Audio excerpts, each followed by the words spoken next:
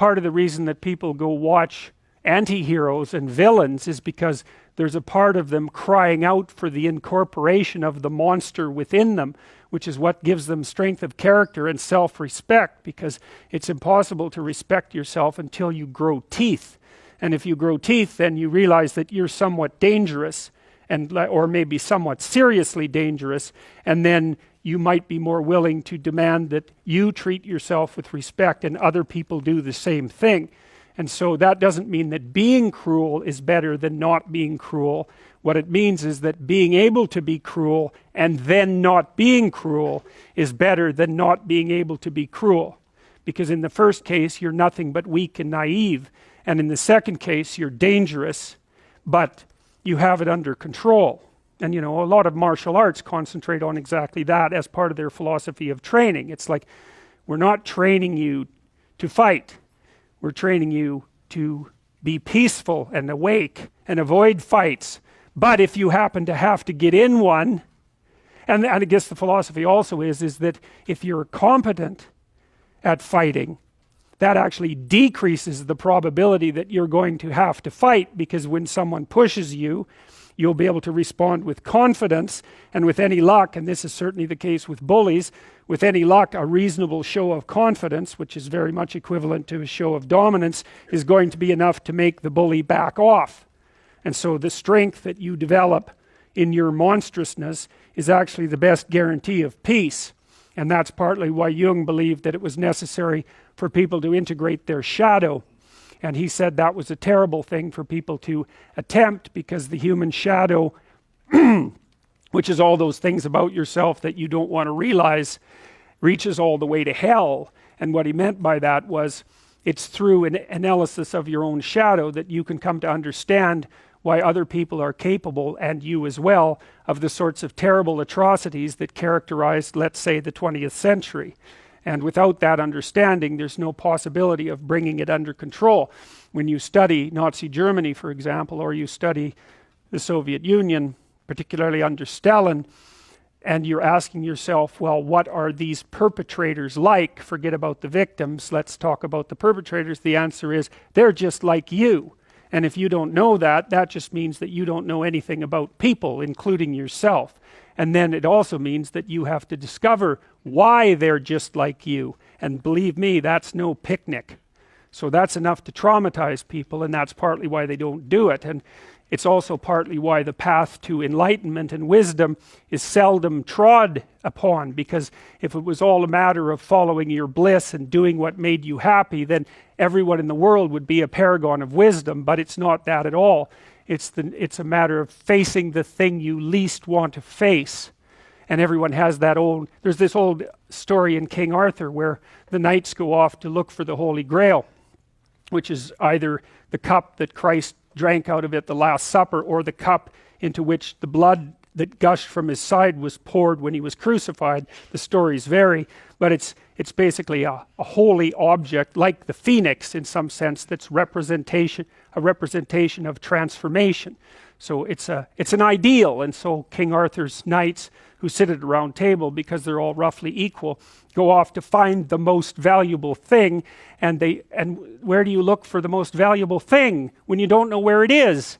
Well, each of the knights looks at the forest surrounding the castle and enters the forest at the point that looks darkest to him.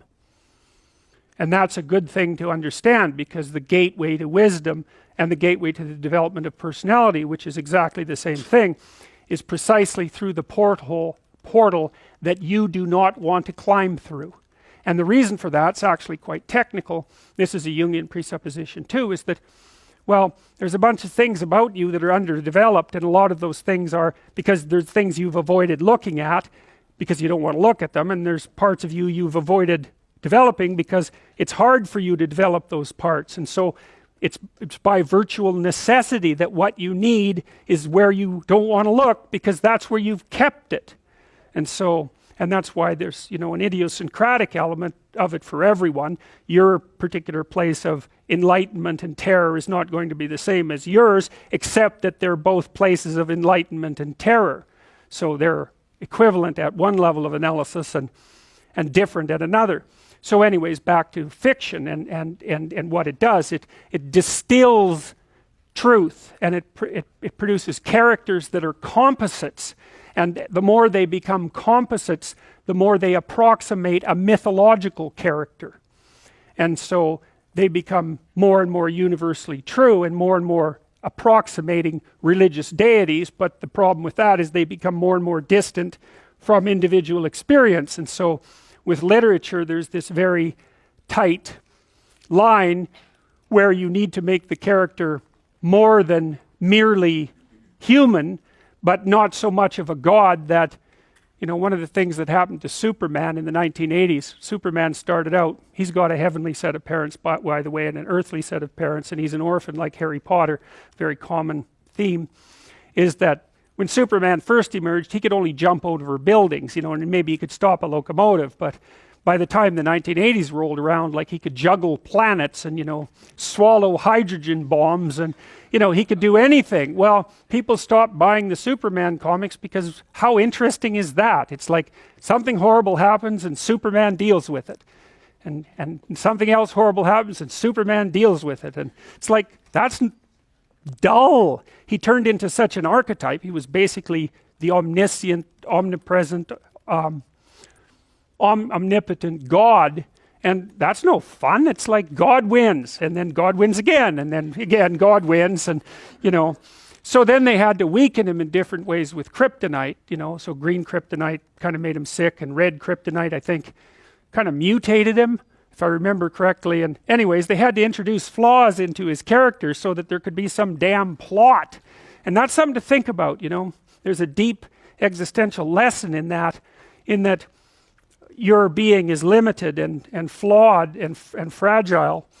You're like the genie, which is genius in the little tiny lamp, you know, this immense potential, but constrained in this tiny little living space, as Robin Williams said when he played the genie in Aladdin.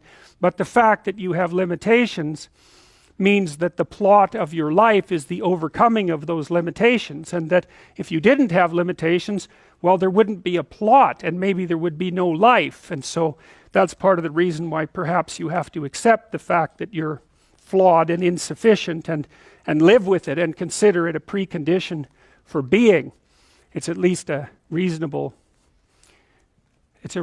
idea. So anyways, one of the main characters is the country, the known, the explored territory. We went over that a bit, and it always has two elements. I mean, your country is your greatest friend and your worst enemy, you know, because it squashes you into conformity and demands that you act in a certain manner and reduces your individuality to that element that's tolerated by everyone else, and it constrains your potential in a single direction. And so it's really tyrannical, but at the same time it provides you with a place to be and all of the benefits that have accrued as a result of the actions of your ancestors and all the other people that you're associated with. So there's the good tyrant or the bad tyrant and the good king, and those are archetypal figures, and that's because they're always true, and they're always true simultaneously,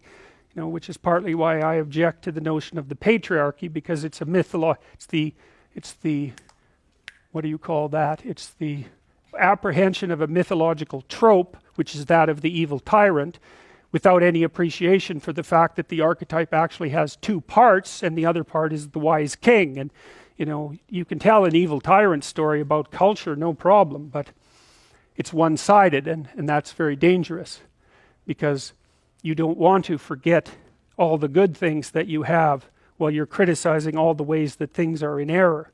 That's a lack of gratitude, and it's a lack of wisdom, and it's founded in resentment, and it's very dangerous, both personally and socially.